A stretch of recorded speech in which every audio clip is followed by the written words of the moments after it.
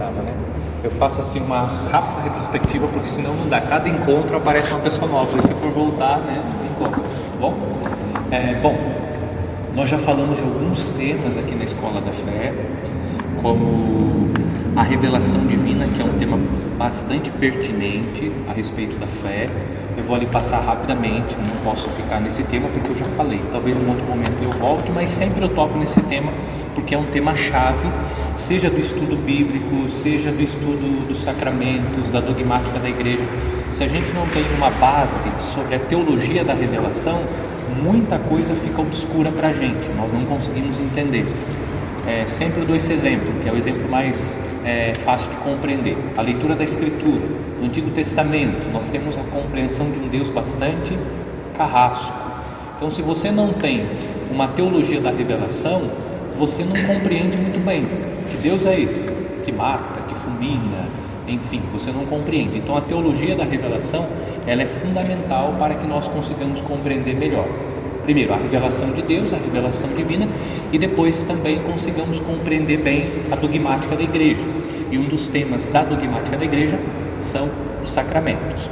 E nós estamos agora estudando os sacramentos. Então já estudamos o sacramento do batismo, já estudamos o sacramento da confirmação e nós estamos estudando o sacramento da Eucaristia. Então nós hoje entramos na terceira aula e eu acredito que hoje a gente consegue terminar o sacramento da Eucaristia. Vejam que o tema é bastante denso. Foram 3 aulas, eu acredito que hoje a gente consegue terminar o sacramento da Eucaristia.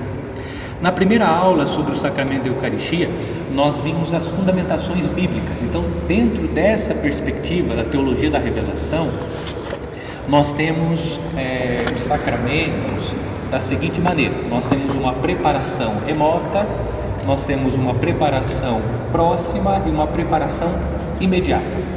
Então nós fizemos esse percurso na Sagrada Escritura, olhamos textos do Antigo Testamento, depois textos do Novo Testamento e depois textos do Novo Testamento onde acontece a preparação imediata. Então, rapidamente, um texto que fala da preparação remota da Eucaristia, o maná, quando Deus envia do céu o maná ao povo que está caminhando pelo deserto. É um texto remoto que prefigura a Eucaristia, não é a Eucaristia, o maná, mas prefigura a Eucaristia. Tanto é verdade que Jesus, no capítulo 6 do Evangelho segundo São João, vai dizer: o pão que os vossos pais comeram no deserto não é o pão da imortalidade, porque eles comeram e morreram, mas o pão que eu darei é o pão da imortalidade. Todo aquele que come deste pão viverá eternamente. Então, um texto que prepara de maneira remota a Eucaristia, o texto que narra Deus enviando do céu o maná. Um outro texto ainda no Antigo Testamento é o profeta Elias, que está lá deitado debaixo do junípero pedindo a morte a Deus. O profeta está num quadro de depressão, pedindo a morte a Deus. Deus envia o anjo oferece o pão e a água. Diz o texto que ele comeu o pão, bebeu a água e caminhou durante 40 dias e 40 noites até o monte de Deus. Esse pão prefigura a Eucaristia. A irmã Miriam compôs um canto que nós usamos na celebração da missa: quando te dominas o cansaço e já não puderes dar um passo, levanta-te e come, levanta-te. Então, inspirado nesse texto do profeta, ela compôs uma canção para o momento da comunhão na Santa Missa. Então é um canto que prefigura, um texto que prefigura a Eucaristia, que é o pão que nos renova e revigora as nossas forças. Agora nós não caminhamos mais para um lugar geográfico, mas nós caminhamos para a Pátria Celeste, a Jerusalém Celeste. Depois, uma preparação próxima, nós temos o texto que eu acabei de citar, que é o texto do capítulo 6 do Evangelho de São João, mas outros textos do Evangelho, a multiplicação dos pães. Então, quando Jesus multiplica os pães, nós temos uma alusão à Eucaristia. Tanto é verdade que no Evangelho de João, diferentemente dos evangelhos sinóticos, que é Mateus, Marcos e Lucas, nós não encontramos na ceia, segundo o relato de João, a instituição da Eucaristia. Você não encontra as palavras na instituição da Eucaristia. O que Jesus fez? Lavou os pés dos discípulos. diferentemente dos outros 3 evangelhos, que Jesus pega o pão, pega o cálice, diz as palavras que nós continuamos dizendo. Então, onde acontece a instituição da Eucaristia? No Evangelho joanino, no capítulo 6 do Evangelho, quando Jesus multiplica os pães e depois Jesus faz toda uma catequese, que nós chamamos de discurso do pão da vida, dizendo: eu sou o pão da vida, quem come deste pão viverá eternamente. Essa é uma preparação próxima. E a preparação imediata, também no Novo Testamento, quando Jesus então senta-se à mesa com os seus discípulos e diz: isto é meu corpo, isto é meu sangue. Percebe? Que há uma preparação, então Deus vai preparando. Então é esse o caminho que nós estamos fazendo. Então no primeiro encontro nós vimos todo esse percurso. No segundo encontro nós já nos detemos de maneira mais precisa no Catecismo da Igreja Católica. Então, olhando o Catecismo, essa é a metodologia que nós estamos usando. Então nós estamos lendo o Catecismo, eu vou explicando, nós vamos conversando, eu coloco alguns pontos importantes ali no televisor, em vista de ajudá-los a compreender. Mas a minha preocupação aqui também é ajudá-los a compreender o catecismo. O que acontece conosco? Boa noite. O que acontece conosco? Nós escutamos, mas depois nós esquecemos. Geralmente é isso. Então, você tendo o catecismo, se você tem alguma dúvida, você vai conseguir ler o catecismo e recordar: o padre explicou assim, nós conversamos desse modo, então fica mais fácil para você registrar. Então, numa eventual dúvida, você tem o catecismo e pode recorrer e vai saber também ler o catecismo. O que acontece? Tem pessoa que não sabe ler o catecismo, cita o catecismo, mas não sabe ler o catecismo. É como a Bíblia, você pode citar muitos versículos, você pode conhecer inúmeros versículos e citar de cor e salteado, mas você entende o que você está citando? Em relação à escritura isso é muito comum, mas em relação ao catecismo também. Muita gente nas suas palestras, nas suas pregações cita um catecismo. Agora, será que ele entendeu o que de fato o catecismo está dizendo? É isso que a igreja está ensinando? Essa é realmente a orientação da igreja? A interpretação está correta dentro do contexto dogmático da igreja? É isso que a igreja está ensinando? Então, a minha preocupação também é ensiná-los e ajudá-los a ler corretamente o catecismo. Então, nós começamos fazendo esse percurso, lendo o catecismo da igreja, e hoje nós vamos continuar com essa leitura, tá bom? Então, vamos passar rapidamente lá já os livros. Sacramento da Eucaristia, aquilo que eu falei, a revelação de Deus. Então, não se esqueçam desses 4 pontos. Então, a revelação de Deus acontece historicamente, culturalmente, pedagogicamente, gradualmente. Eu vou passar bem rapidinho, só para não perder muito tempo. Então, nós já vimos, aí a preparação, foi o que eu acabei de falar, as 3 preparações: remota, próxima e imediata. Os textos bíblicos, então eu citei aqui alguns para vocês, como Êxodo e 1 Reis, mas também temos o Gênesis, um texto também. Depois, próximo, nós temos aí a multiplicação dos pães, que eu citei. A preparação imediata, ali tem o texto de Lucas, e o texto mais antigo sobre a Eucaristia, que é a primeira carta de São Paulo aos Coríntios, capítulo 11. Então, o texto mais antigo que fala da Eucaristia é esse texto, porque as cartas, segundo os biblistas, o primeiro evangelho foi o evangelho de Marcos, o primeiro evangelho escrito por volta do ano 70. As cartas de Paulo estão aí por volta do ano 50, início de 60. Então, São Paulo escreveu primeiro as suas cartas. Então, esse é o texto mais antigo sobre a Eucaristia. Até o presente momento, esse é o texto mais antigo, 1 Coríntios. Eu expliquei o sentido dessa imagem na última aula ali. Então, nós encontramos ali o mistério da nossa fé. Então, está condensada nessa imagem, eu diria ali, as verdades fundamentais da fé cristã católica estão nessa imagem. É um símbolo muito forte da nossa imagem, da nossa fé. Ok, Sacramento da Eucaristia, nós vemos os inúmeros nomes que a igreja usa para se referir à Eucaristia: Eucaristia, Ceia do Senhor, fração do pão, Assembleia Eucarística, memorial, Santa e Divina Liturgia. Tudo isso é um catecismo, comunhão, Santa Missa, né? Nós comumente dizemos Santa Missa. Aí começamos então a estudar a celebração litúrgica da Eucaristia. Vimos então que a missa consta de 2 partes: liturgia da palavra e liturgia eucarística. Os ritos iniciais são os ritos que introduzem a Assembleia no mistério de Cristo, e os ritos finais são os ritos conclusivos. Mas a missa consta de 2 partes: liturgia da palavra e liturgia eucarística. Ok? Os ritos iniciais preparam a assembleia para a escuta da palavra, a liturgia da palavra, portanto, e a liturgia da palavra prepara a assembleia para a liturgia eucarística, que é o ponto alto, o ponto ápice da fé cristã católica. Então, a oração mais importante é a Santa Missa para nós cristãos católicos, e o ponto alto da Santa Missa é a liturgia eucarística. Okay? E depois, então, nós terminamos a celebração com os ritos finais, rito de envio. Vimos os 4 fins da missa.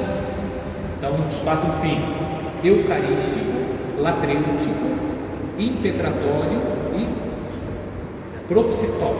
Tá? Eucarístico, a palavra Eucaristia significa ação de graças. Então, a missa é a grande ação de graças. Hoje nós vamos focar um pouco nesse tempo. É a grande ação de graças ao Pai por Cristo na força do Espírito Santo. Portanto, a missa é um culto de ação de graças. Latrêutico, culto de latria, o culto de adoração. Então a missa é o grande culto, é o maior culto de adoração ao Pai por Cristo na força do Espírito Santo. Impetratório, aí começa a pegar um pouquinho, né? Impetratório significa isso, ó. Significa súplica. Então observe, súplica. A missa também tem este fim de súplica, tanto que no hino de louvor nós já suplicamos a Deus, e depois, durante a celebração, outras orações de súplica a Deus.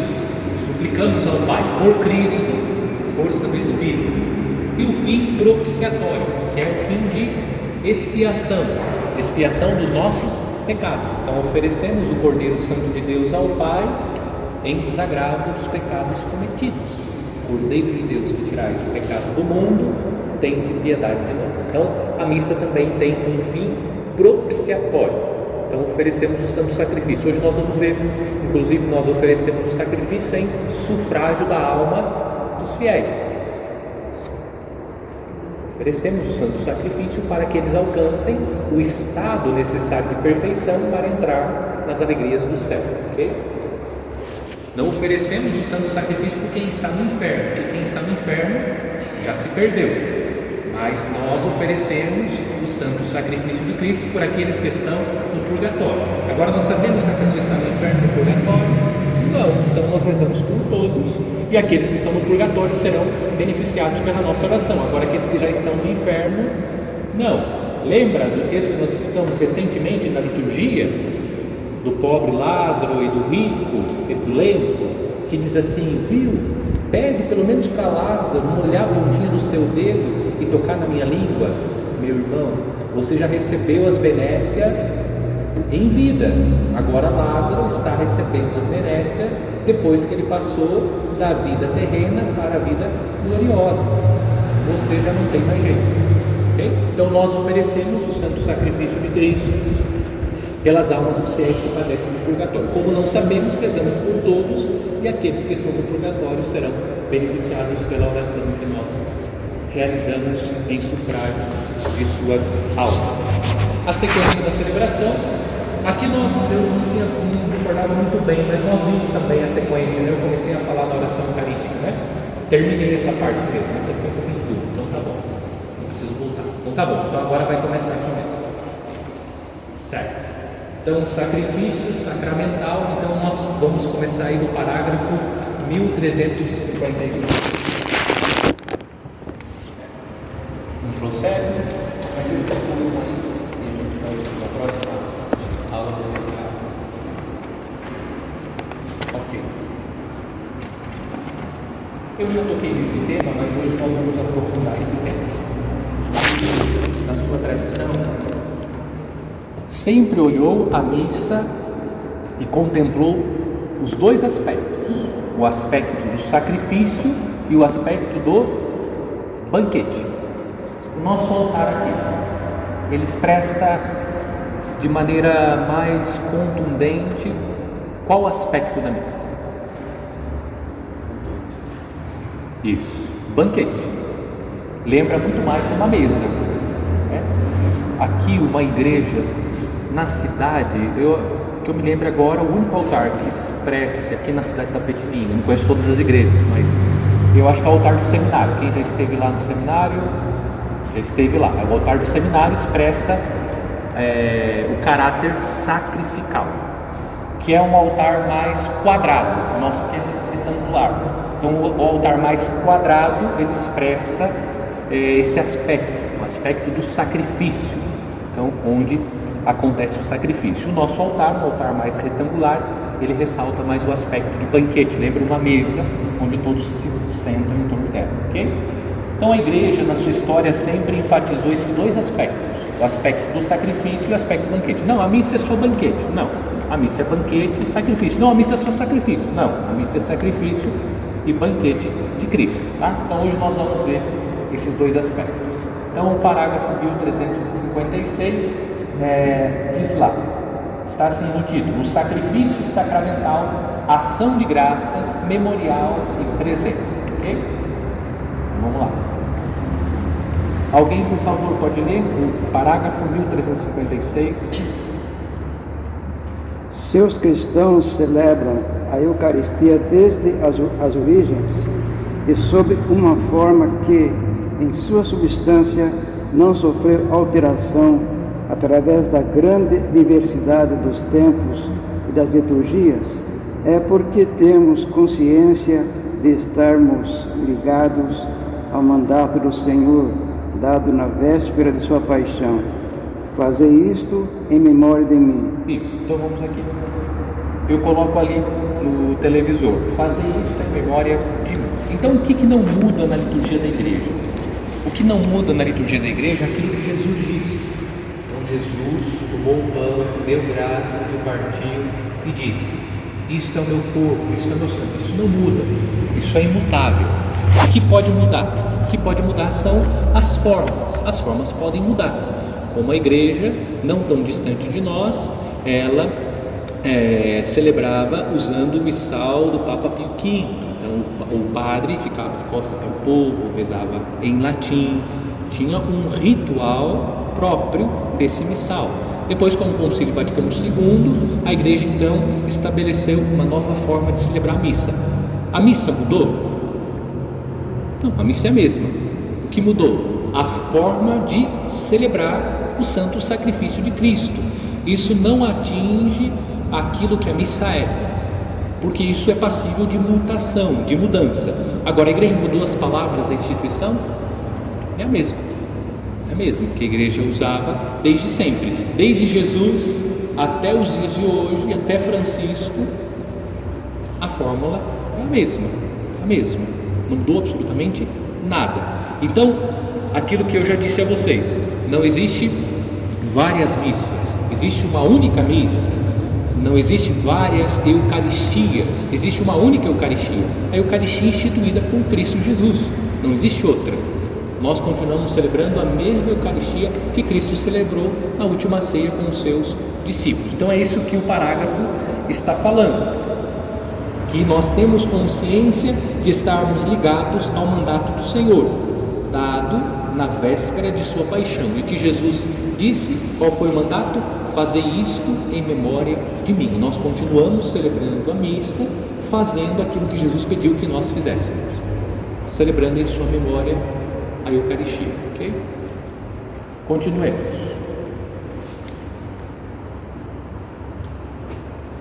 Lembremos esta ordem do Senhor, celebrando o memorial de seu sacrifício. Ao fazermos isto, oferecemos ao Pai o que Ele mesmo nos deu, os dons de sua criação, o pão e o vinho, que pelo poder do Espírito Santo e pelas palavras de Cristo, se tornaram o corpo e o sangue de Cristo, o qual assim se torna real e misteriosamente presente. Isso, então vamos lá. Então aqui, nós celebramos o memorial de seu sacrifício, o sacrifício de Cristo. Agora, observe que nós oferecemos a quem o sacrifício? Ao Pai. Então, a dinâmica da liturgia da igreja, ela é essa. Nós oferecemos ao Pai, por Cristo, na força do Espírito Santo. Observem que no final das orações, na sua grande maioria, algumas exceções, mas na sua grande maioria nós sempre dizemos: por nosso Senhor Jesus Cristo, vosso Filho, na unidade do Espírito Santo.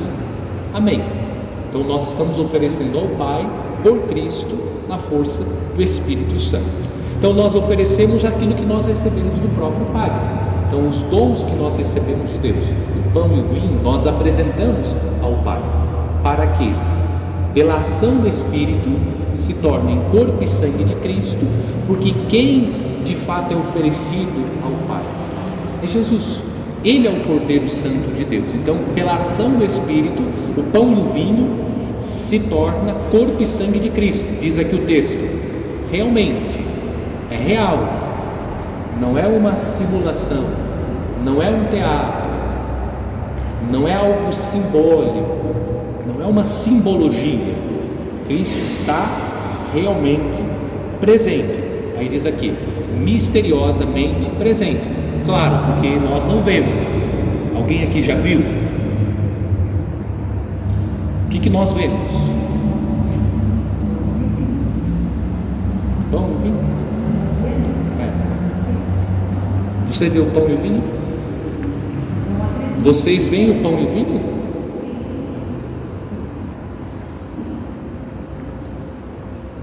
O que você vê?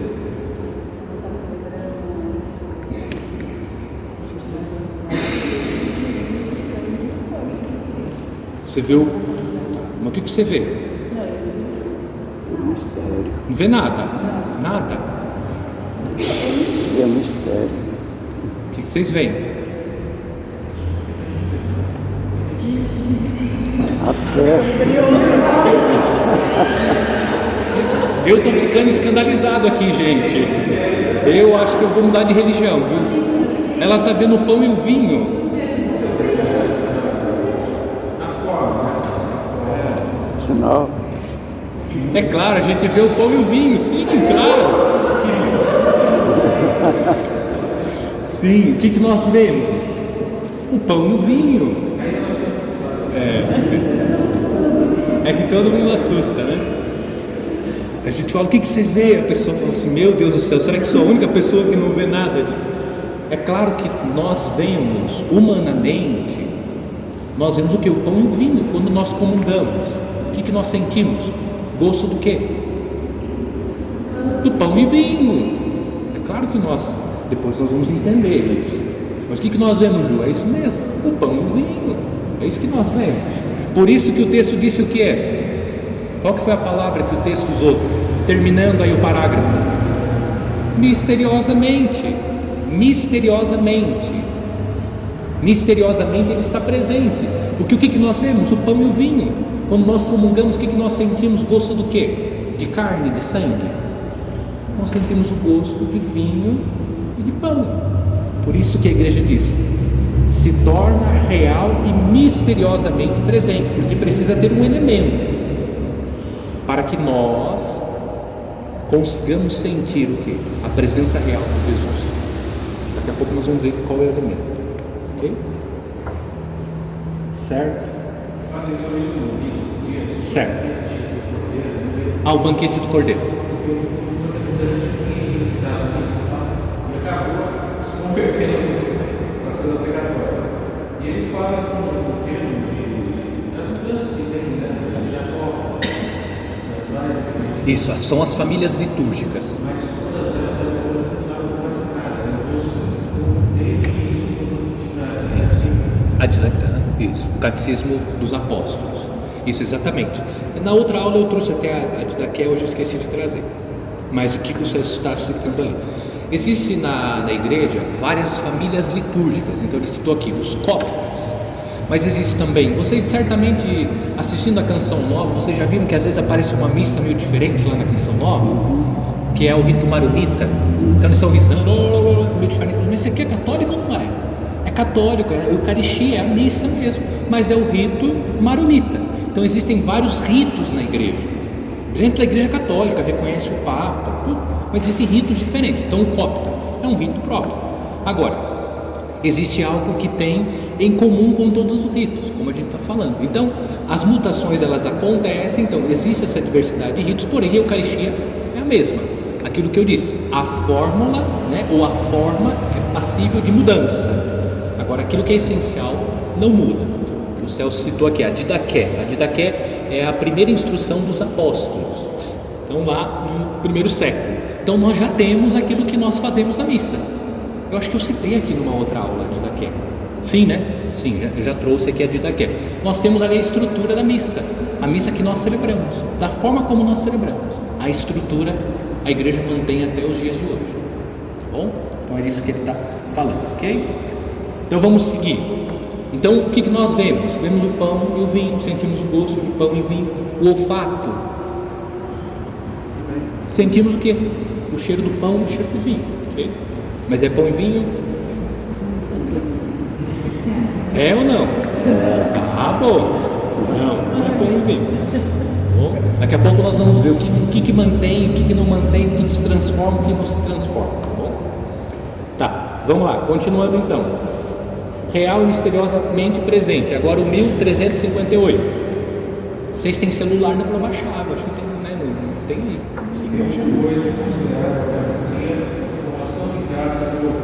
Isso, então, ó, primeiro aspecto, então, que o catecismo está dizendo aí. Temos que considerar a Eucaristia, repete, por favor, Celso. O primeiro fim que eu coloquei da Santa Missa, fim eucarístico, que é o fim de ação de graças, ok? Segundo, o memorial sacrificial de Cristo e seu corpo. Isso. Lembra, eu disse que a igreja sempre olhou a missa, tendo diante dos olhos os dois aspectos.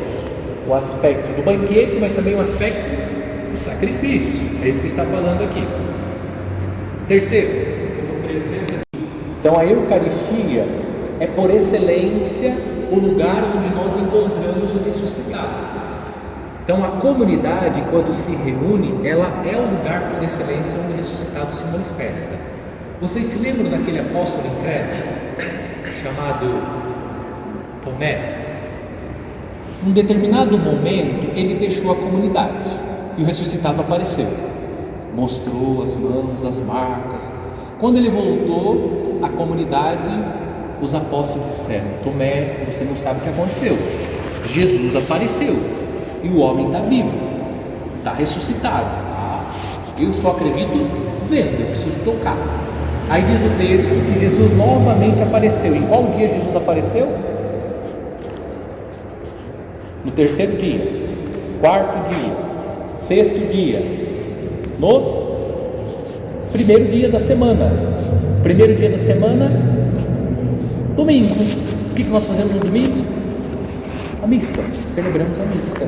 Então Jesus aparece no primeiro dia da semana. O infeliz do Tomé está lá. Agora ele faz a experiência do encontro com o Cristo ressuscitado. Isso revela o quê? Que a comunidade que se reúne para celebrar a Eucaristia, ela tem por excelência a oportunidade de encontrar-se com o ressuscitado. Então, a reunião semanal da comunidade, que é o domingo, é o lugar por excelência onde o ressuscitado se manifesta como presença de Cristo pelo poder de sua palavra e de seu Espírito. Então, o domingo por excelência, mas a celebração da missa é primordialmente o lugar onde o Senhor se manifesta. Aí a igreja ensina, Concílio Vaticano II, quando se lêem as Sagradas Escrituras, é o próprio Senhor quem fala, é o próprio Deus quem fala. Então na liturgia, quando nós escutamos, é o próprio Cristo. O padre diz, palavra da salvação, porque a palavra não é dele, a palavra é de Deus, ok? E a Eucaristia, que é essa presença real de Jesus, ok? Então vamos lá, vamos agora aprofundar o primeiro aspecto, que é então a missa, a Eucaristia, como ação de graças e louvor ao Pai. Parágrafo 1359. A Eucaristia, sacramento da nossa salvação, realizado por Cristo na cruz, é também um sacrifício de louvor em ação de graças pela obra da criação. No sacrifício eucarístico, toda a criação amada por Deus é apresentada ao Pai, através da morte e ressurreição de Cristo. Por Cristo, a Igreja pode oferecer o sacrifício de louvor em ação de graças por tudo que Deus fez de bom, belo e adoração e na humanidade. Isso, dá uma pausa. Quem aqui já foi lá no Santuário Nacional de Aparecida? Já foram? Foram recentemente? Foram recentemente. Vocês observaram em torno do altar os azulejos? O que nós temos lá nos azulejos?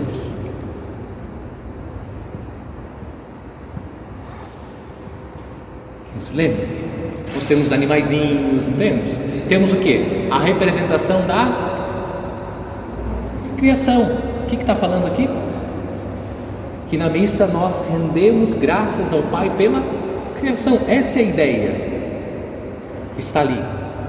Que Cristo está no centro do universo, de toda a criação, e que toda a criação converge para Cristo.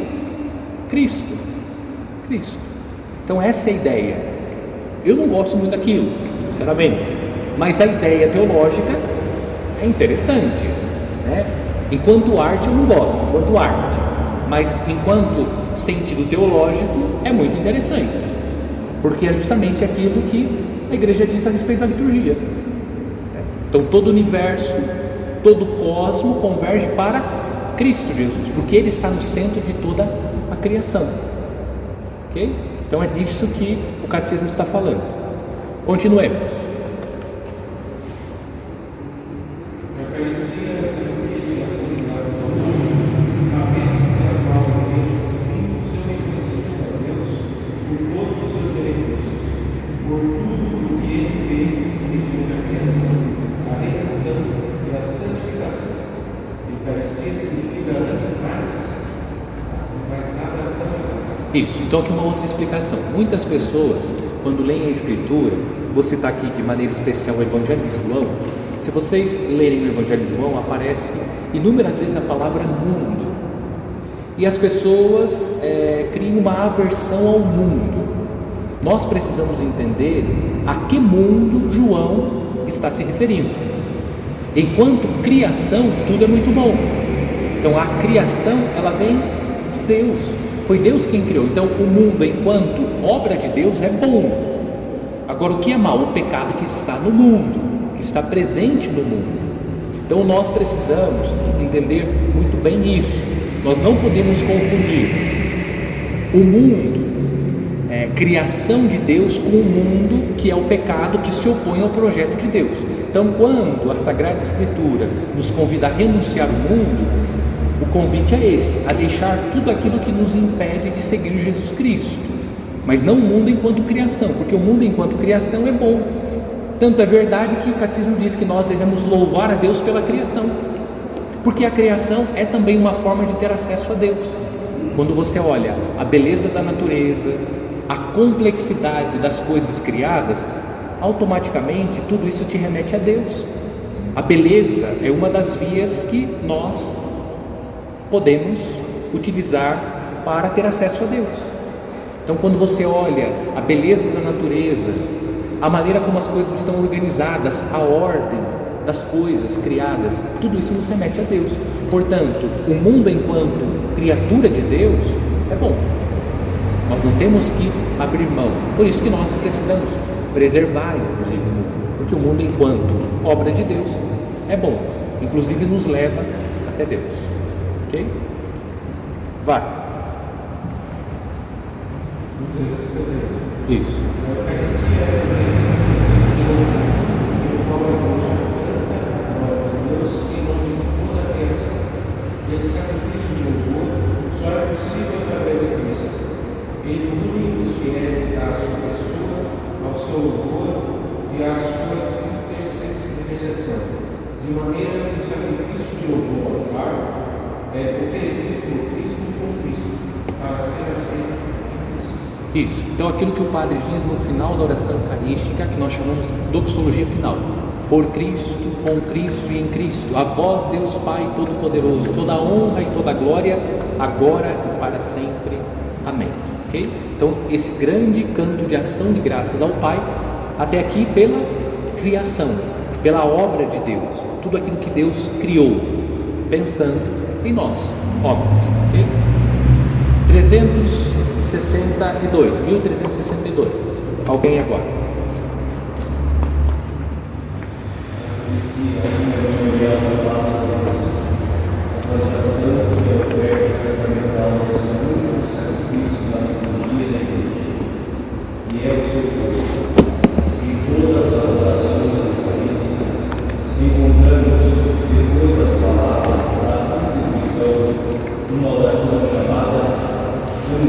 Anamnese, isso. Anamnese. Isso. O memorial, isso.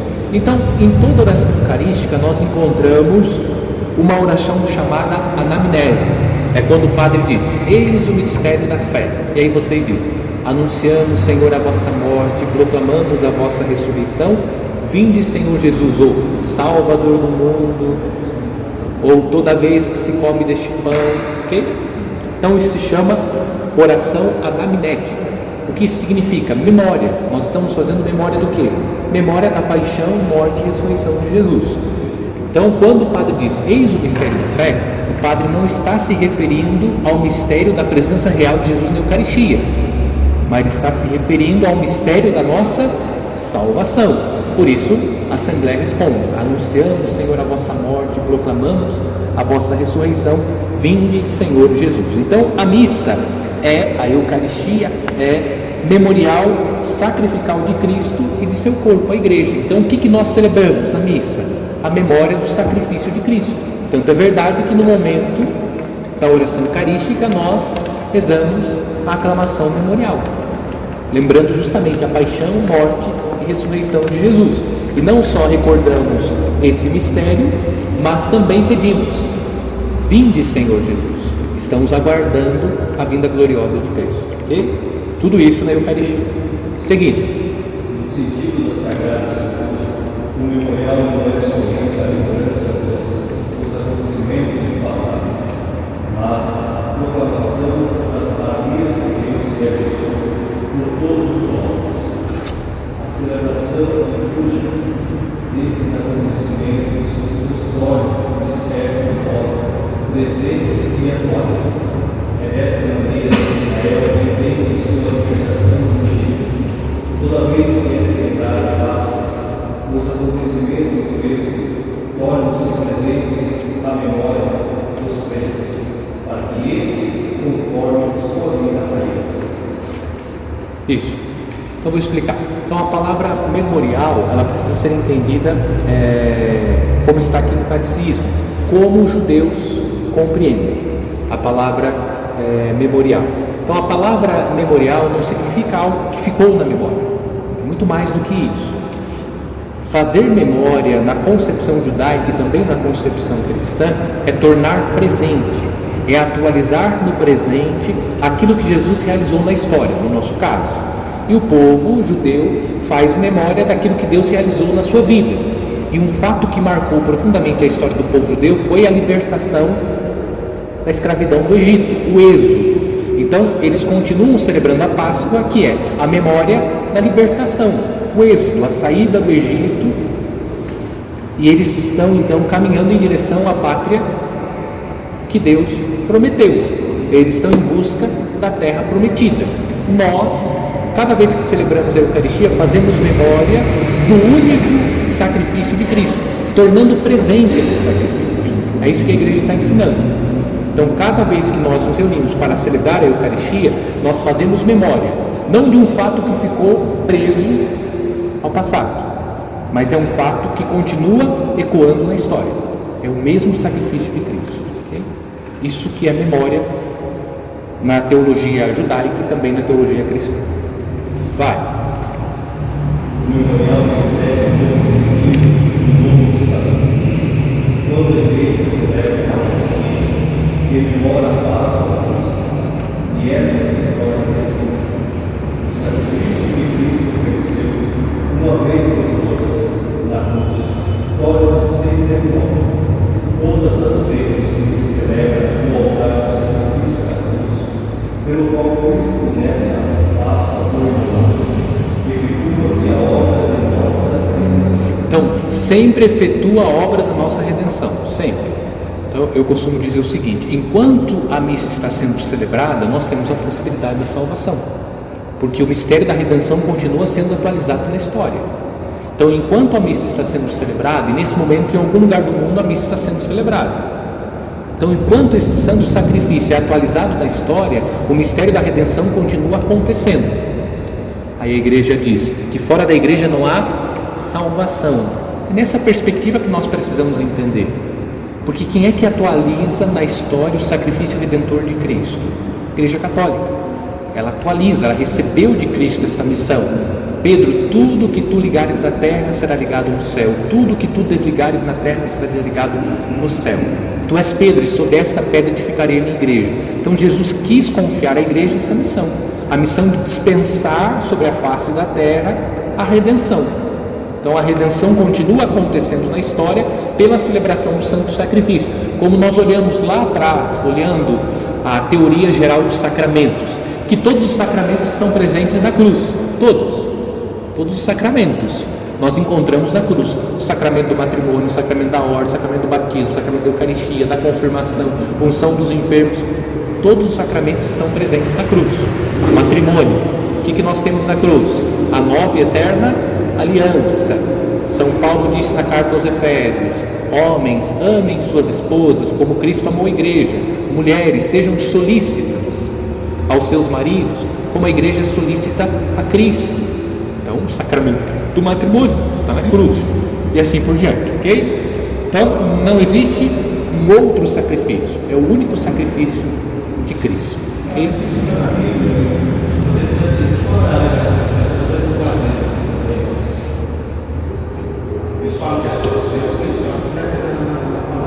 Isso. Aí há uma outra interpretação dos textos, são interpretações diferentes. Uma das teses de Lutero é essa: o livre exame da Escritura, certo? Significa o quê? Que você pode interpretar a Escritura a partir de si mesmo. Qual que é a nossa interpretação da Escritura? Em comunhão com a tradição da igreja. E quem é que interpreta legitimamente as Escrituras? O magistério da igreja a partir da tradição da igreja. Então isso é um problema.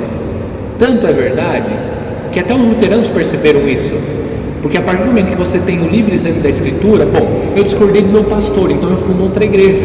Por isso que nós temos a multiplicidade de igrejas, porque cada um pode interpretar a Escritura segundo as suas impressões, segundo os seus desejos, os seus anseios, e cada um vai fundando a sua igreja a partir da sua interpretação. Então isso é um problema. Agora a igreja, ela interpreta a Escritura a partir da tradição, e quem é o intérprete legítimo? O magistério. Então o Papa, em comunhão com o colégio dos bispos, interpretam legitimamente a Sagrada Escritura. Então é um problema de interpretação, né? Uma das teses do Lutero é essa: o livre exame da Escritura. Claro, tem um aspecto positivo. A Bíblia, ela foi colocada na mão do povo, tudo bem, mas a Bíblia pode ser uma arma na mão do povo. Na verdade, Sim, o sacerdócio ministerial não tem. Eles valorizam o sacerdócio comum dos fiéis, a igreja também, mas Cristo também quis o sacerdócio ministerial, tanto que ele escolheu 12 que viveram em intimidade com ele. Ele confiou isso aos 12. Então é uma questão de interpretação.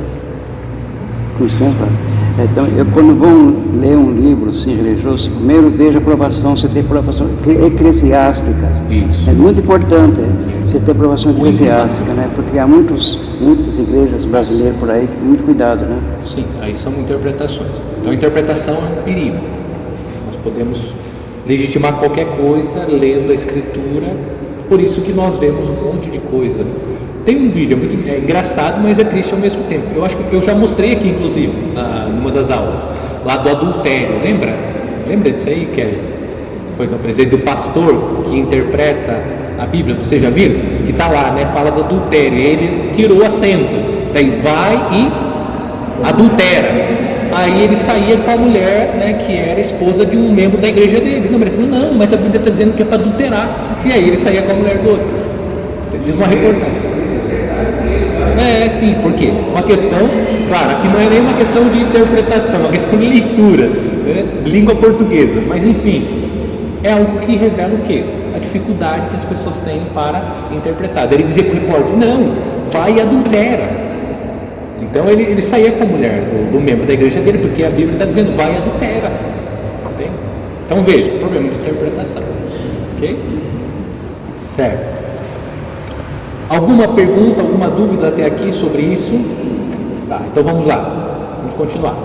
Você o conceito memorial da Páscoa de Cristo. A Eucaristia também é um sacrifício.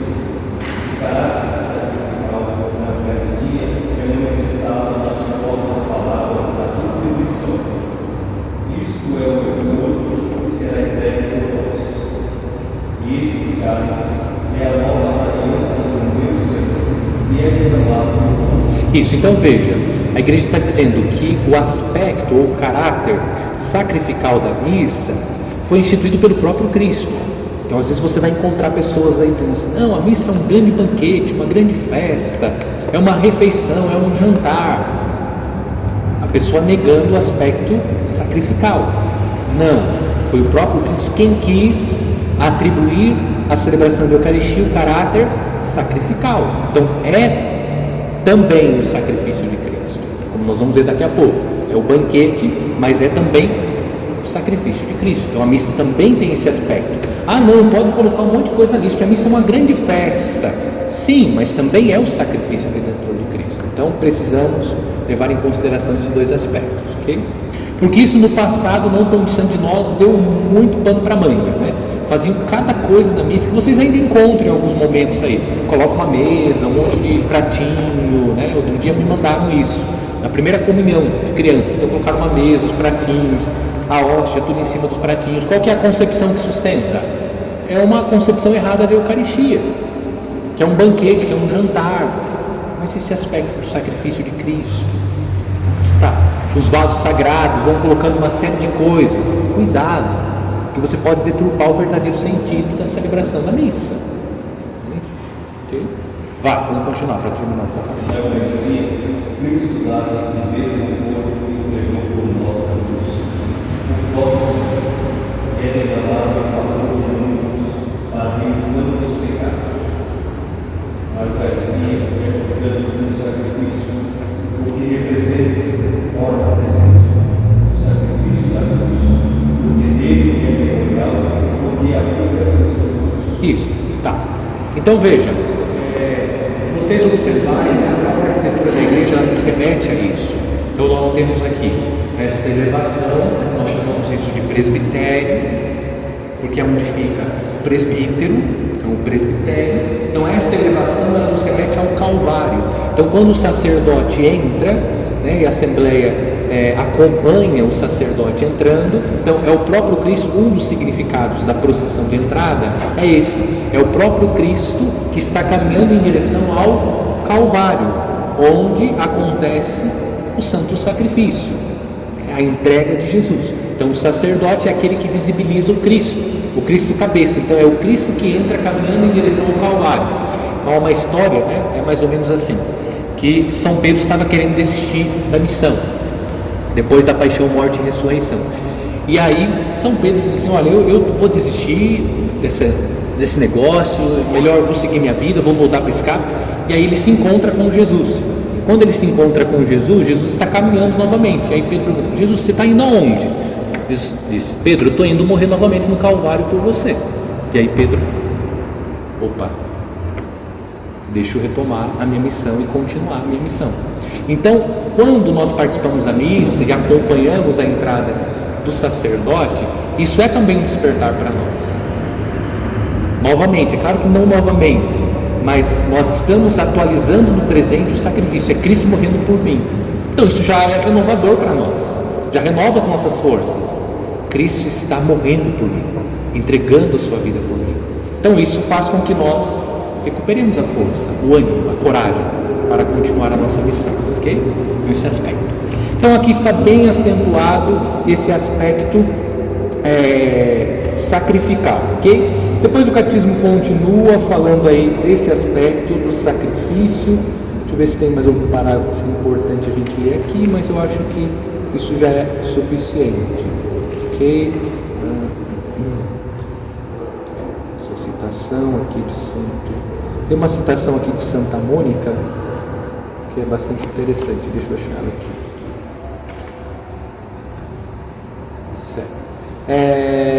Vamos lá para o parágrafo 1370, para falar um pouco aí da presença da Virgem Maria também na celebração da Eucaristia.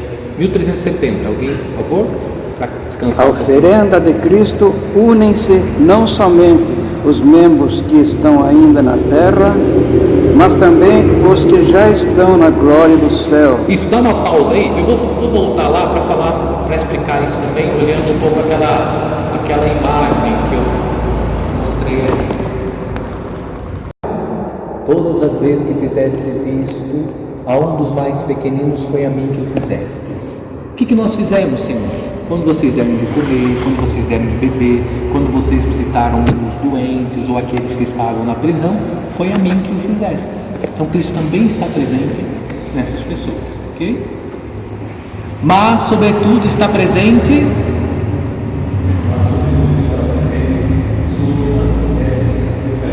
isso. Mas, sobretudo, está presente nas espécies eucarísticas. Então, a Eucaristia é pão e vinho? Não é pão e vinho. Sobretudo, ele está presente. Está presente. Ele não está falando, é um símbolo da presença. Não. Ele está presente. Vá.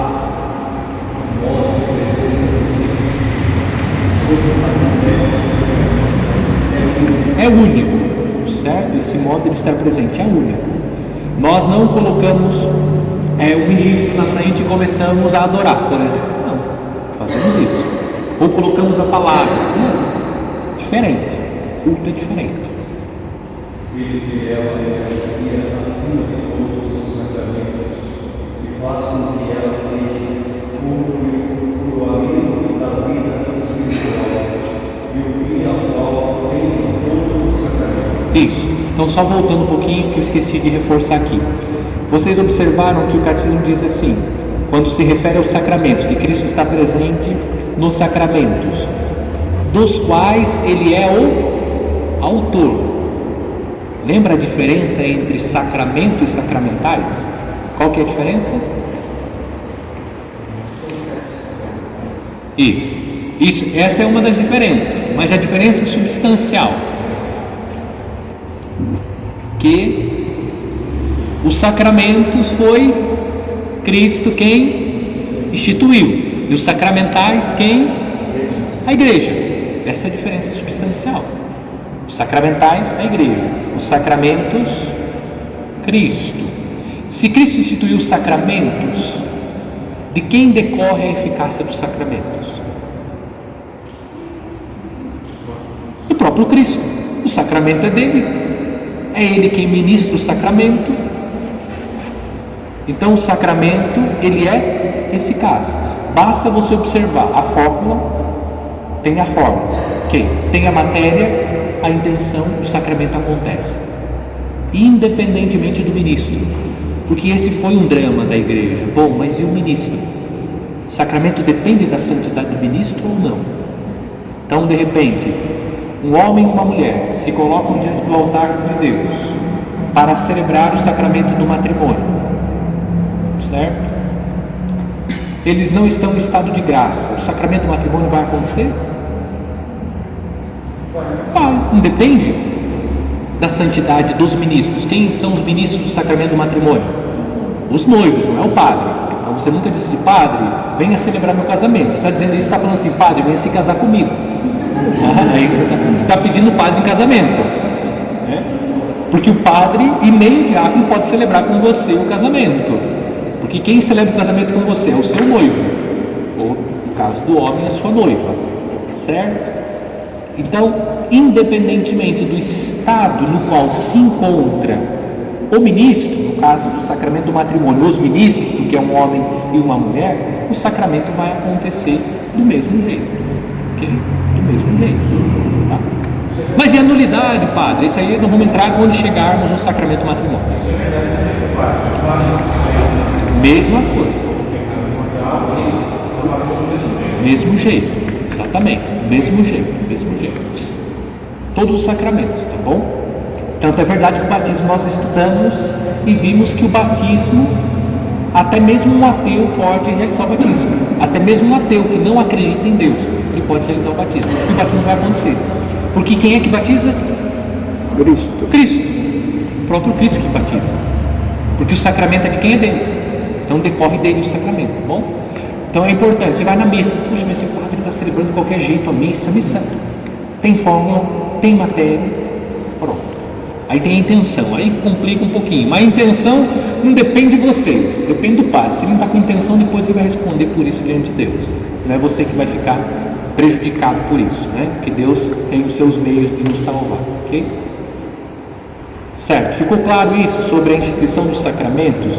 Isso nós vimos lá na teoria geral dos sacramentos, mas é importante voltar porque a repetição faz com que a gente grave e realmente aprenda e guarde aquilo que nós aprendemos.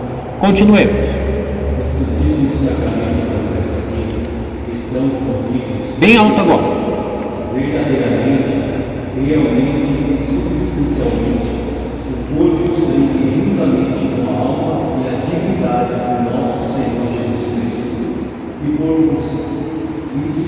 o Cristo todo. Isso.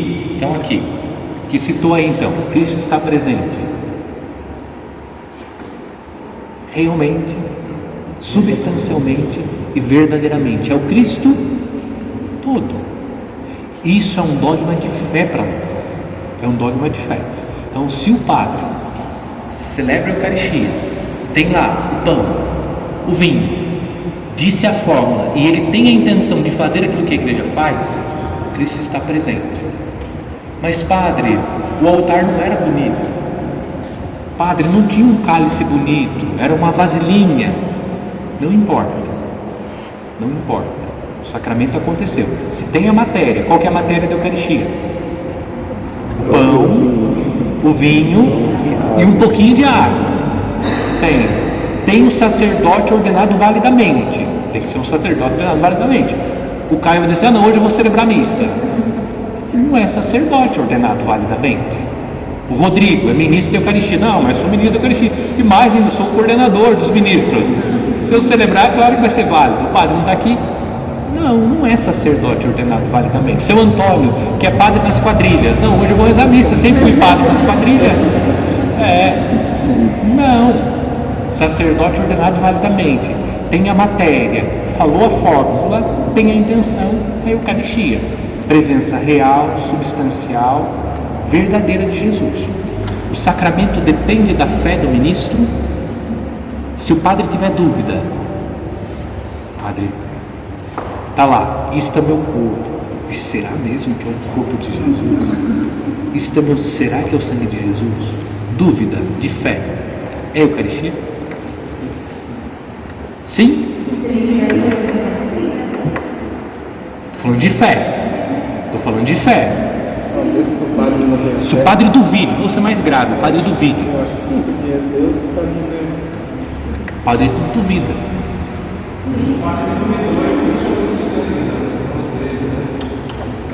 Porque os sacramentos não dependem da fé. Não dependem da fé. Porque quem é que faz acontecer o sacramento? É a minha fé? É o próprio Jesus. Mesmo que o padre tenha dúvida de fé, intenção é outra coisa. Dúvida de fé. Será realmente que é Jesus?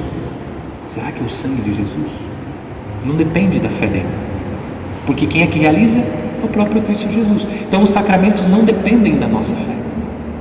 Não depende da nossa fé. Ele acontece por força de Cristo, pelas virtudes de Cristo. Então o que o padre precisa ter no caso da Eucaristia? Ele precisa ter intenção de fazer o que a igreja faz. Só isso. Estou celebrando a missa. Estou distraído, pensando no churrasco que está me esperando daqui a pouco. Mas tenho a intenção de fazer o que a igreja faz. Sacramento. Não depende da fé do ministro. Isso para os outros sacramentos também. Ok? Certo? Ficou claro isso? Para dizer o quê? Que Cristo está presente, realmente, substancialmente e verdadeiramente. Tá, vamos lá. Eu vou fazer aqui com vocês, para aprofundar um pouco esse tema da presença de Jesus, uma leitura sobre a sequência de Corpus Christi. Vocês já participaram da missa de Corpus Christi, e na missa de Corpus Christi, depois da segunda leitura, nós temos uma sequência, certo? que é geralmente um canto, né? Geralmente é cantada a sequência, que tem ali a teologia da Eucaristia. E às vezes a gente participa da missa de Corpus Christi, mas não presta atenção, né? A gente canta, mas não sabe nem o que está cantando e rezando. É muito profundo a teologia da Eucaristia presente na sequência de Corpus Christi. Então nós vamos olhar lá. Então nós começamos assim: terra exulta de alegria, louva teu pastor e guia, com teus hinos tua voz. Nós acabamos de ver aqui que na Eucaristia nós cantamos os louvores a Deus pela criação. Então nós nos unimos, a terra, então toda a terra exulta de alegria, louva teu pastor e guia, nosso pastor Jesus Cristo, com teus hinos e tua voz, ok? Louvor a Deus. Tanto possas, tanto ouses, em louvá-lo não repousas, sempre excede o teu louvor, ok? Aqui tranquilo. Hoje é a igreja, né? Então nós estamos celebrando a solenidade de Corpus Christi, que é na quinta-feira. O que aconteceu na quinta-feira santa? A instituição da Eucaristia, por isso nós celebramos Corpus Christi na quinta-feira. Embora na Itália, em Roma, eles celebrem no domingo, porque lá não é feriado, então eles transferem para o domingo. Aqui no Brasil ainda, graças a Deus, é feriado, então nós continuamos celebrando na quinta-feira. Hoje a igreja te convida ao pão vivo que dá vida, vem com ela celebrar, certo? Então nós estamos celebrando aí de maneira especial, então, Jesus Cristo, o pão vivo que dá vida. Este pão que o mundo crê, por Jesus na Santa Ceia, foi entregue aos que escolheu. Então Jesus entregou na Santa Ceia. Santa Ceia é a quinta-feira santa, quando Jesus institui o sacerdócio ministerial e a Eucaristia, o quinto mistério do terço doloroso. Ah, bom, luminoso. Quinto mistério, tá atenta. Quinto mistério do terço luminoso. Nós contemplamos qual mistério? Instituição da Eucaristia, tá? Então Jesus entrega para nós. Nosso júbilo cantemos, nosso amor manifestemos, pois transborda o coração. Então nós cantamos os louvores a Deus por esse dom sublime que é a Eucaristia. Quão solene a festa, o dia que da Santa Eucaristia nos recorda a instituição. O que nós estamos recordando? Já disse, nós celebramos Corpus Christi na quinta-feira, recordando qual dia? A instituição da Eucaristia que aconteceu na quinta-feira, a quinta-feira santa. Novo rei e nova mesa, nova Páscoa e realeza, foi-se a Páscoa dos judeus. O que aconteceu lá mesmo no Êxodo? Comeram pão sem fermento, não foi? Pão ázimo, temos lá o sangue do animal passado na porta, para que o anjo exterminador não extermine os primogênitos do povo eleito, o povo de Israel, o sangue, certo? Então essa Páscoa já passou, agora nós temos a nova Páscoa, que é a Páscoa de Cristo, a passagem da vida para a morte, ok? Era a sombra o antigo povo, lembra? A preparação remota, próxima, imediata. Então, a sombra, a preparação. Era a sombra o antigo povo. O que é velho cede ao novo, foge à noite e chega à luz. Aí Jesus disse assim: olha, não dá para colocar vinho novo em odres velhos, vinho novo em odres novos. É isso, a novidade, Jesus Cristo. Foge à noite e chega à luz. O povo que andava, diz o profeta Isaías, na escuridão, viu uma luz resplandecer. É o texto, inclusive, que nós escutamos na noite de Natal, porque a festa do Natal está profundamente ligada à festa da ressurreição. Tanto que no dia da ressurreição nós entramos com o círio pascal aceso, a luz dissipando as trevas, okay? Então a profecia atinge o seu ápice na ressurreição de Cristo. O que o Cristo fez na ceia, manda a igreja que o rodeia repeti-lo até voltar. Então nós continuamos repetindo, tornando presente aquilo que Jesus realizou. Então foi ele que pediu. Seu preceito conhecemos. Qual que é o preceito? Qual que é o preceito de Cristo?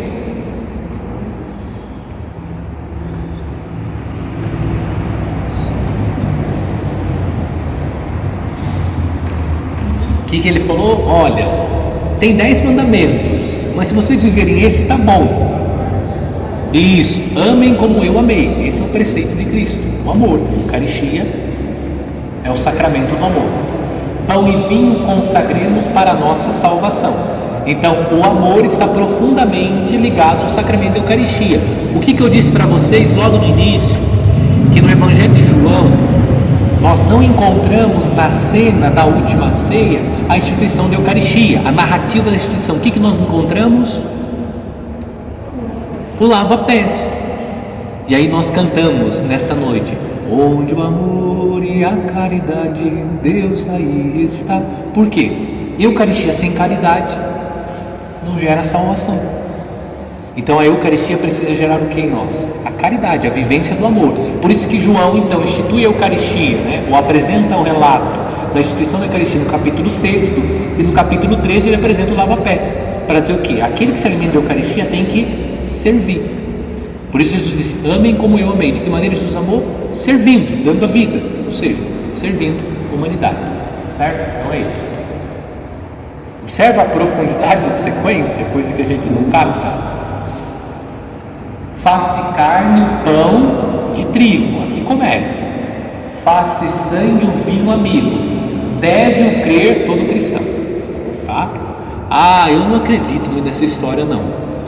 É um dogma de fé. Deve o crer todo cristão, deve o crer. E começa a entrar um elemento que é a fé, tá? Daqui a pouco a gente vai entender melhor. Se não vês nem compreendes gosto e vista, tu transcendes. Porque o que a Ju está vendo e todos nós vemos? O pão e o vinho. É isso que a sequência está dizendo. Olha, o que você está vendo? Você vê o pão e o vinho. Gosto do que você sente? O gosto do pão e o vinho. Nós cantamos isso um tão sublime. Venha a fé por suplemento, os sentidos completar. Por que a fé deve vir por suplemento, completar os sentidos? Porque os sentidos nos enganam. O que nós estamos vendo? O pão e o vinho. O que nós estamos sentindo? Pão e vinho. Mas o que é? Por isso que nós cantamos diante de Jesus Eucarístico: venha a fé por suplemento, os sentidos completar. Por quê? Os sentidos nos enganam. Não é assim? É como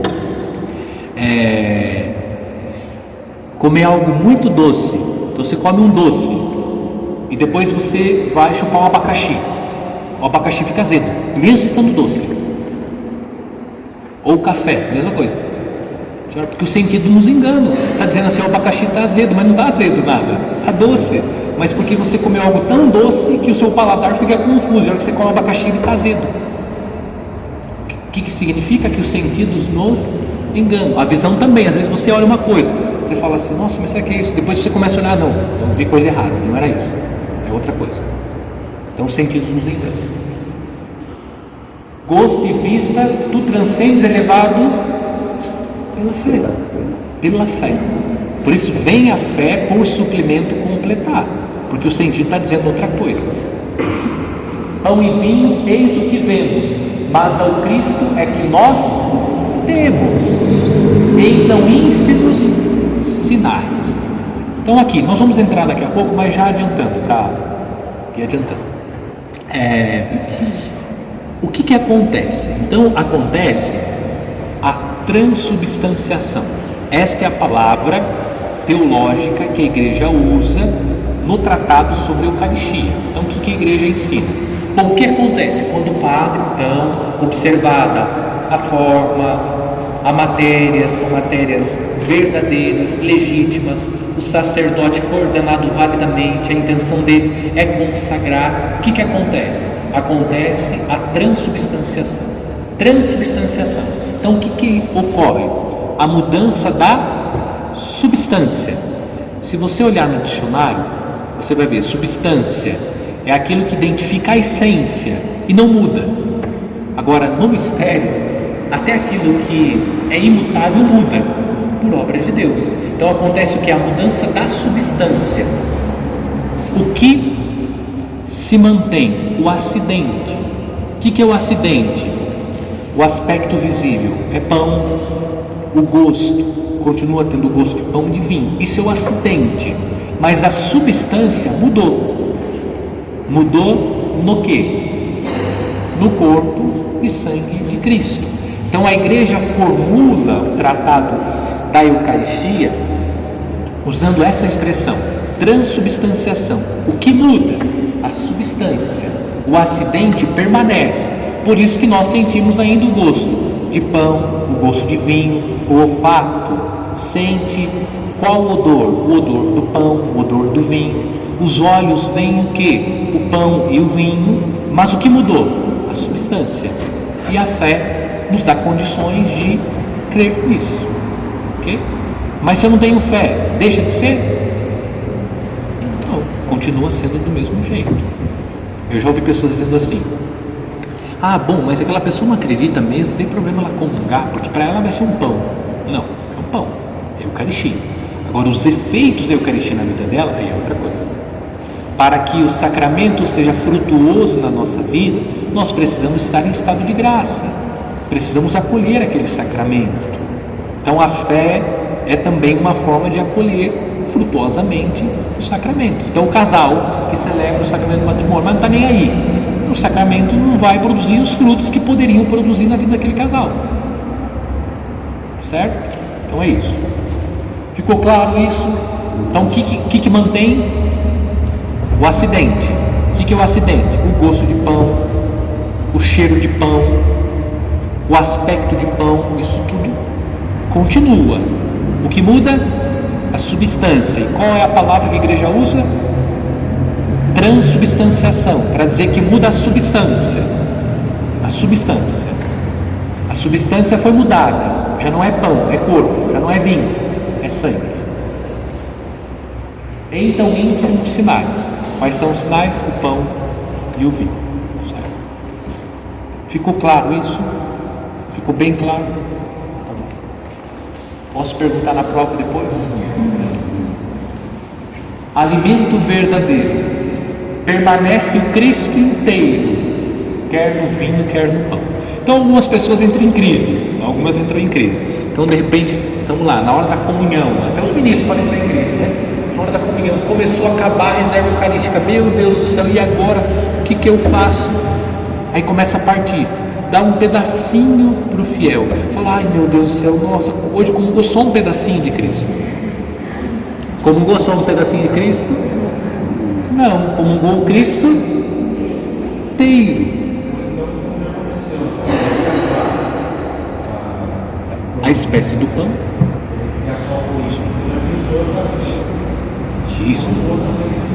Comungou do Cristo inteiro. Então por que a igreja coloca na sua sequência? Para reforçar justamente isso.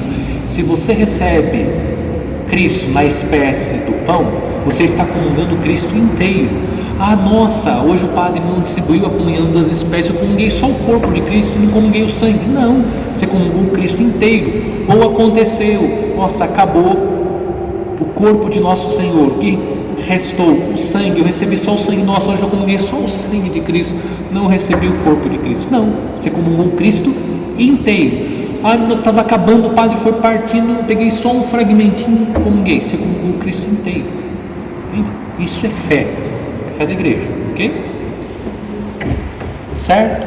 Então não precisam entrar em crise.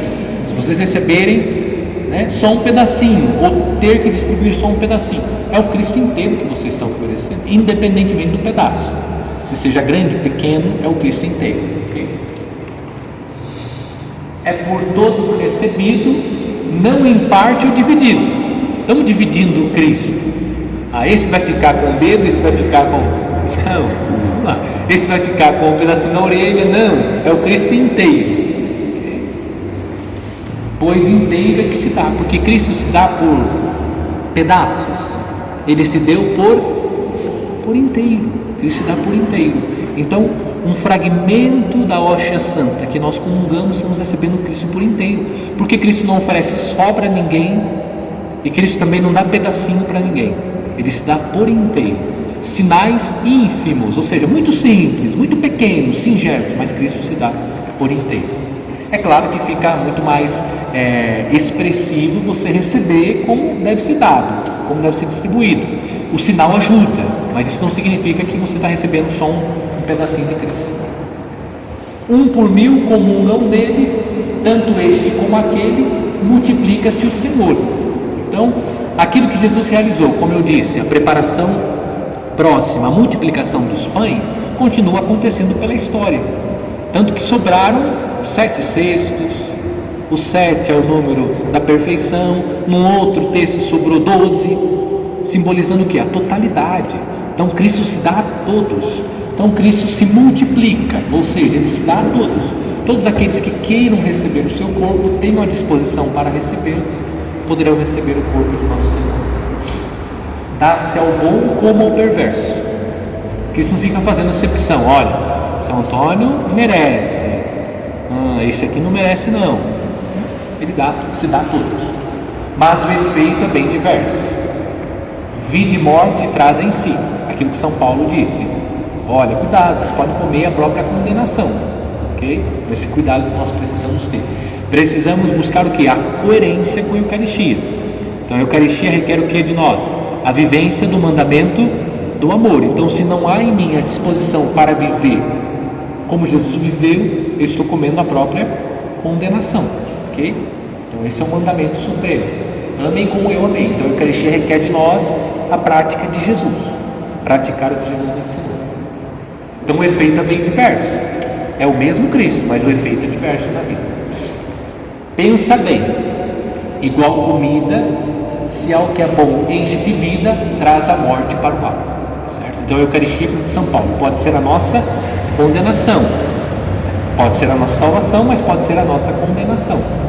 Eu preciso buscar a coerência, ou seja, viver como Jesus viveu. Eis a hóstia dividida, quem hesita, quem duvida, como é toda o autor da vida, a partícula também, certo? Então a partícula também é Jesus. Jesus não é atingido, então, ai meu Deus do céu, eu estou quebrando a costela de Jesus aqui agora, né? Você vai ficar assustada com isso. Não. O sinal é que é partido. O sinal, né? A espécie ali, nós estamos partindo, nós estamos quebrando Cristo, partindo Cristo, porque Cristo está por inteiro em cada um dos fragmentos, dos pedaços da hóstia santa. Mas não é diminuído também o Cristo, nem se muda o que contém, porque nós partimos não se muda o que contém. Contém o que? Cristo, certo? Ok, essa foi a sequência. Viu como é bonita? Tem toda a teologia da Eucaristia, tá? A transubstanciação, que eu já expliquei para vocês, então o que muda é a substância do pão e do vinho, a substância do corpo e sangue de Cristo. Vamos ver aqui se tem mais alguma coisa. São João Crisóstomo, Santo Ambrósio. Ok. Culto, vamos lá para o culto da Eucaristia. 1378, para a gente terminar esse ponto aqui. Vamos entrar aí no culto da Eucaristia. Alguém, por favor, pode fazer a leitura do parágrafo 1378. O culto da Eucaristia.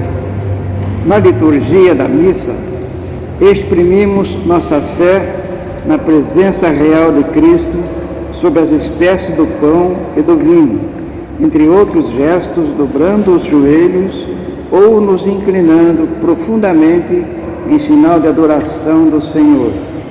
Isso, então, exprimindo nossa fé na presença real de Cristo sob as espécies do pão e do vinho, entre outras coisas, dobramos os joelhos, entre outras coisas, porque é claro, a maneira como nós nos aproximamos da Eucaristia, o modo como nós nos comportamos na capela do Santíssimo, tudo isso expressa se nós, de fato, cremos ou não na presença de Jesus na Eucaristia. E também pela inclinação. Claro, as pessoas que estão impossibilitadas de ajoelhar-se, elas vão fazer uma profunda inclinação. E também algumas práticas litúrgicas, como por exemplo, dependendo do mosteiro, faz parte da prática litúrgica deles a inclinação profunda e não ajoelhar-se. mas é a inclinação profunda que eles fazem a Jesus presente na Eucaristia, certo? Então expressa esta fé na presença real de Jesus na Eucaristia. Então, a maneira como nós nos comportamos diante da Eucaristia expressa se nós cremos ou não nesse mistério, ok? A maneira como o ministro distribui, a maneira como o fiel recebe, tudo isso, né?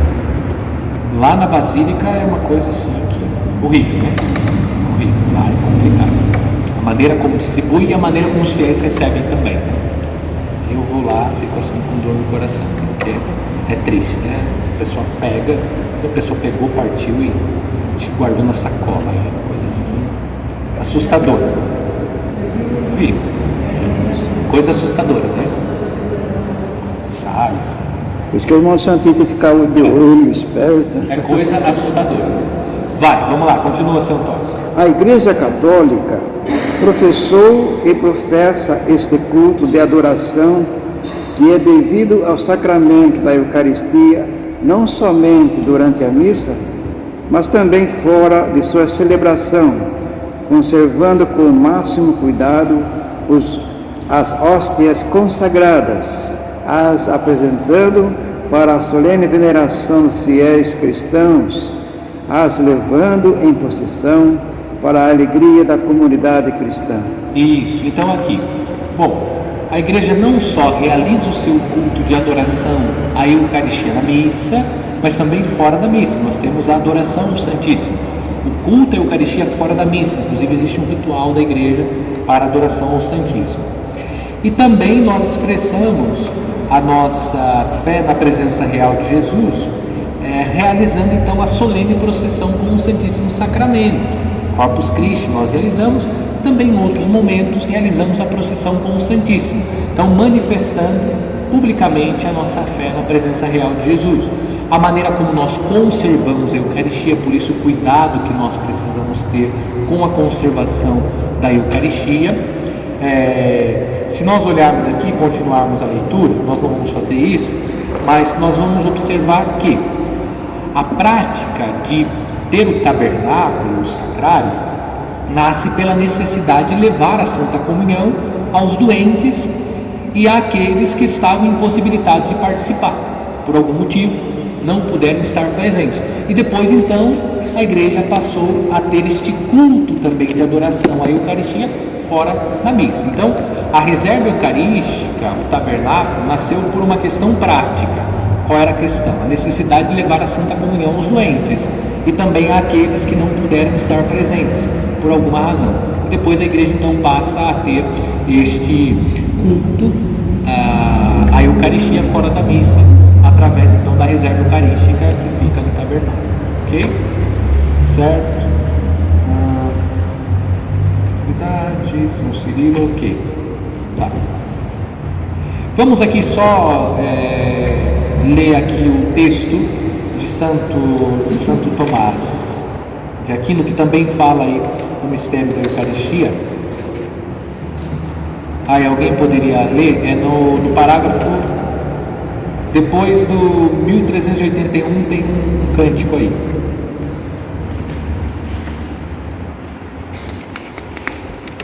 Fala um pouco daquilo que está presente lá na sequência. Para a gente terminar, e daí nós vamos entrar em um aspecto. 1381, padre? Isso, seguindo um pouquinho, pula para frente e tem um hino aí. Sim. Isso aí, Santão. Ah, sim. Seria o banquete pascal, não é? Para cima. Pra o banquete cima? tem aí, ó. Por isso seria. Aqui, ó. Com devoção. Isso aí. Com devoção te adoro, latente divindade, que sobre essas figuras te escondes na verdade. Isso. Quais são as figuras? O pão e o vinho. Certo? Então diz assim, que sob essas figuras te escondes na verdade. Então, na verdade, ele está presente, escondido nas figuras do pão e do vinho. Vai. Meu coração de pleno sujeito a ti obedece, pois que em te contemplando, todo ele desfalece. Isso, então o nosso coração desfalece contemplando esse mistério da presença real de Jesus na Eucaristia. Vá. A vista, o tato, o gosto certo jamais te alcança. Isso, jamais te alcança. A vista, o tato, o gosto não alcança, certo? Pelos sentidos nós não alcançamos. Nós precisamos da fé. Pela audição somente, de creem com segurança. Audição, porque São Paulo diz que a fé vem pela pregação, pelo ouvido, portanto. Creio em tudo o que disse, de Deus Filho o Cordeiro. Nada é mais da verdade. Que tal vós verdadeiro? Isso, bonito, né? Okay. Alguma pergunta então, sobre isso? Então está ali, dobrando os joelhos ou inclinando-se profundamente em sinal de adoração, exprimimos nossa fé na presença real de Cristo. Então trata-se de uma presença real, substancial e verdadeira de Jesus na Eucaristia. Ele está presente realmente, verdadeiramente e substancialmente, tá? O banquete, bom, também é um outro aspecto. Então nós vimos até aqui o aspecto do sacrifício, vimos agora a questão da presença de Jesus, da Eucaristia, e agora outro aspecto que é o aspecto do banquete. Então também é um aspecto da Santa Eucaristia, certo? Então vamos lá, quem pode ler aí o 1382?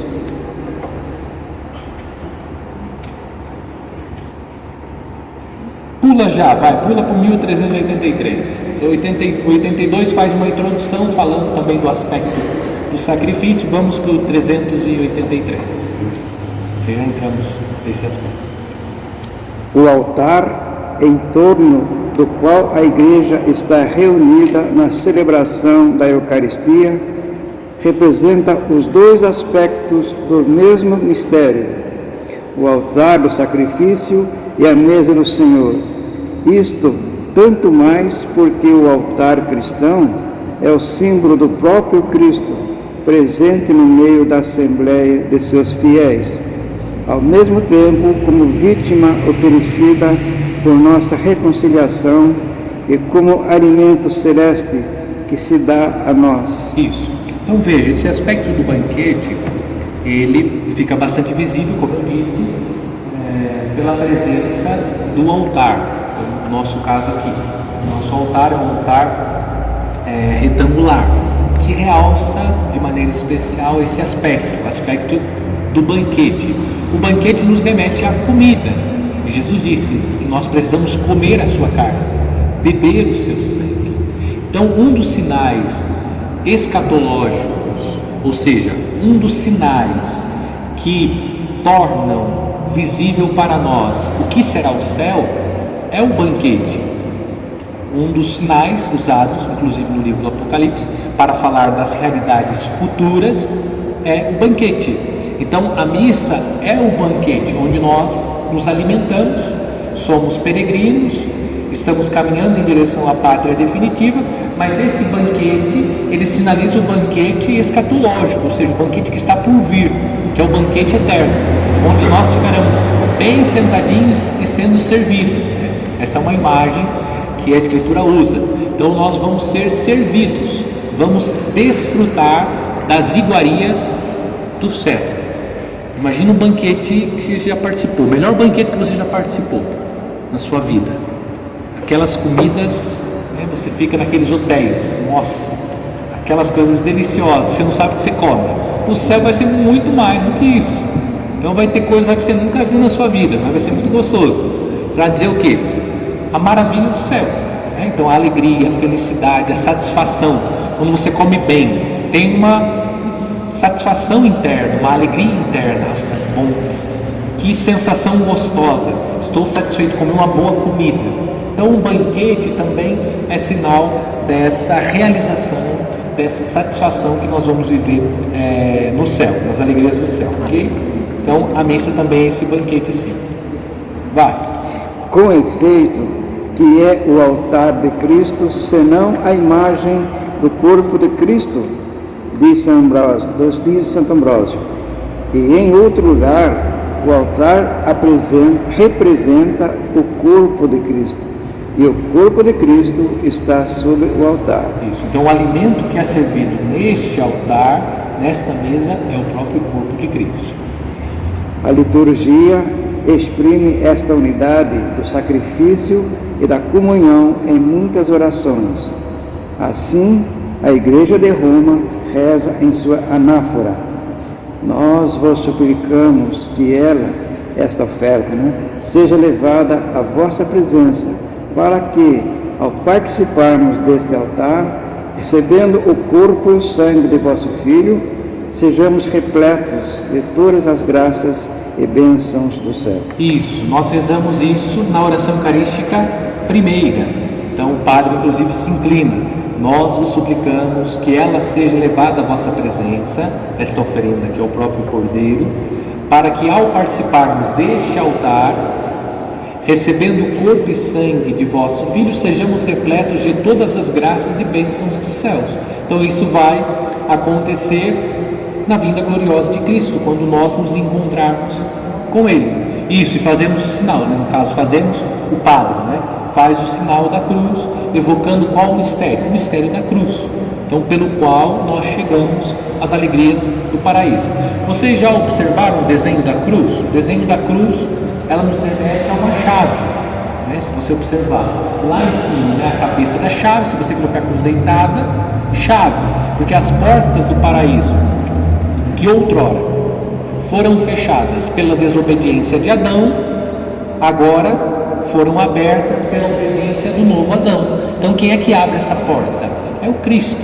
Então a cruz que é a chave de acesso ao paraíso. Por isso a cruz também nos remete à chave. Tudo que tu ligares na terra será desligado no céu. Tudo que tu desligares na terra será desligado no chão. O poder das chaves. O que a igreja ministra? Ministra o mistério da cruz, pelo qual recebemos a salvação. Okay?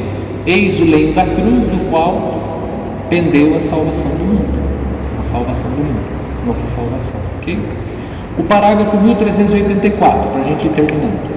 Não vamos conseguir terminar tudo, faltou um pedacinho. O Senhor nos convida insistentemente a recebê-lo no sacramento da Eucaristia. Em verdade vos digo: se não comerdes a carne do Filho do Homem e não beberdes o seu sangue, não tereis a vida em vós. Isso, então essa advertência de Jesus: nós somos convidados, chamados a comer a sua carne e a beber o seu sangue. A igreja tem 5 mandamentos, lembra? Quais são? Guardar os domingos, festa e guarda. É um deles, Padre? Guardar os domingos, festa e guarda. Isso. Então um deles: guardar domingos e dias santos de guarda. Confessar-se ao menos uma vez ao ano. Pagar o dízimo segundo o costume. Abster-se de carne e jejuar quando manda a igreja. E faltou um que eu deixei de propósito por último, mas que não está por último, que é o comungar ao menos uma vez por ocasião da Páscoa. Então aquilo que Jesus disse: olha, vocês têm que comer a minha carne, beber o sangue. E a igreja diz: pelo menos uma vez ao ano, se possível, na Páscoa, certo? Isso significa que nós estamos obrigados a comungar toda a missa? Não. Mas a igreja diz assim: é bom que você comungue toda a missa, se possível todos os dias. É bom para a nossa santificação. Mas às vezes as pessoas ficam em crise: eu não comunguei naquela missa, de repente acabou a comunhão. Você não precisa ficar em crise. Eu pequei porque não. Porque você não está obrigado a comungar em toda a missa. Você pode aconselhar, você não está obrigado. Nós estamos obrigados a comungar ao menos uma vez por ocasião na Páscoa, se possível na Páscoa, se possível. Ok? Então esse mandamento da igreja.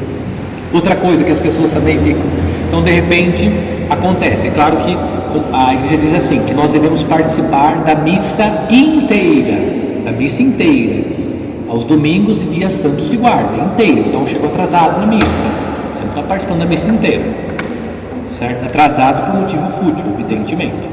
Então participar da missa inteira aos domingos e dias santos de guarda, inteira, certo? Mas de repente aconteceu alguma coisa, a pessoa chegou atrasada. Aí ela fica assim: nossa, mas eu cheguei, de repente ela imaginava, isso acontece bastante, domingo, então ela pensa que a missa é 19h30, ela chegou, o padre, louvado seja nosso Senhor Jesus Cristo, para sempre seja louvado, creio em Deus Pai. Aí a pessoa fala, puxa, e agora? Eu fico, vou embora, comungo ou não comungo? Veja, o que você precisa para comungar? Você precisa participar do rito da comunhão.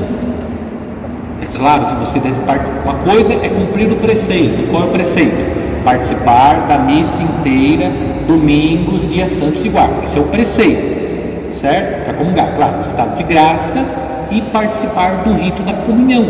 O rito da comunhão começa quando? Pai nosso que estás no céu. Rito da comunhão. Então, se você participou do rito da comunhão, você pode receber a comunhão. Agora, você não cumpriu o preceito, isso é outra coisa. Entende? Então, são coisas que a gente precisa. Uma coisa, outra coisa. Não é colocar tudo no. Pode.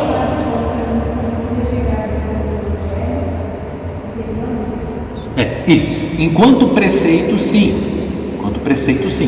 Mas isso não significa que você não pode receber a Santa Comunhão. Aquilo que eu estou falando, desde que você tenha chegado atrasado, não por negligência sua, mas porque você, de repente, você imaginava, não, hoje eu vou lá na paróquia São Roque, e me disseram que é missa 7h30, então com muita tranquilidade, se for organizando as coisas, eu vou chegar na missa 7h30, a missa. Chegou lá, o padre, creio em Deus Pai Todo-Poderoso. Existia em você o desejo de chegar atrasado na missa, ou você chegou na missa por negligência sua? Não, porque você recebeu uma informação errada. É diferente. Então você está lá, 7h30, agora já são 7h30, não tem como, só tem agora 7h30, só tem lá na São José na Propriedade. Até eu chegar lá também a missa já começou. Entende? Então não dá. Então eu vou participar aqui e recebo a comunhão, porque você vai participar do rito da comunhão. Tem? Diferente. Agora, você chegou atrasado por negligência, isso é outra coisa. Já é outra coisa. Tá? Ah não, eu fiquei assistindo a novela, o Faustão lá, estava muito legal, a dança dos famosos, e aí depois eu vou na missa. Ou propositalmente você chega atrasado, né? Ah, demora muito a missa, eu vou chegar um pouquinho mais atrasado, pelo menos não cansa tanto. É outra coisa. Bom, então nesse sentido. Então perdoa a missa nesse sentido, cumprimento do preceito, sim. Agora só tem que ver uma coisa, outra coisa, outra coisa. Então analisar cada uma das coisas. Bom? Mais alguma pergunta? Faltou só um pedacinho. Mas é isso, né? Agora o que viria aqui é isso. Então a Eucaristia é a antecipação da glória celeste. Então aquilo que nós já celebramos aqui antecipa, claro, de forma, eu diria, figurativa, porque no céu será muito mais do que aquilo que nós aqui celebramos. Então prefigura aquilo que nós vamos então celebrar de forma definitiva lá nas alegrias do céu, ok? Alguma pergunta? E aí nós terminamos a Eucaristia. Tem mais um pouquinho aqui, mas vocês podem ler em casa, é só coisa bem pouca, aqui vocês não terão grandes dificuldades para entender a Eucaristia. Ficou tudo claro sobre a Eucaristia agora? Dá para fazer já uma palestra sobre a Eucaristia, uma pregação, uma catequese sem nenhum problema, sem nenhuma dúvida. Nenhuma pergunta, nenhuma dúvida? Tranquilo? Nenhuma pergunta? Então vamos rezar. Ave Maria, cheia de graça, Senhor é convosco. Bendita sois vós entre as mulheres, bendito é o fruto do vosso ventre, Jesus. Santa Maria, Mãe de Deus, rogai por nós, pecadores, agora e na hora de nossa morte. O Senhor esteja convosco. Ele está no meio de nós. Intercessão de Nossa Senhora Aparecida e do evangelista São Lucas, cuja festa hoje celebramos. Também rezemos por todos os médicos, hoje é dia do médico, que Deus conceda a todos a sua graça, a sua bênção, para que através da ciência médica possam levar alívio, consolo e saúde aos doentes. A bênção do Deus Todo-Poderoso, Pai, Filho e Espírito Santo. Amém. Boa noite. Boa noite. Até a próxima. Bom, nós vamos na sequência então, tá? Eucaristia, acho que agora na sequência, acho que o matrimônio. A gente pode estudar o sacramento do matrimônio. falar isso.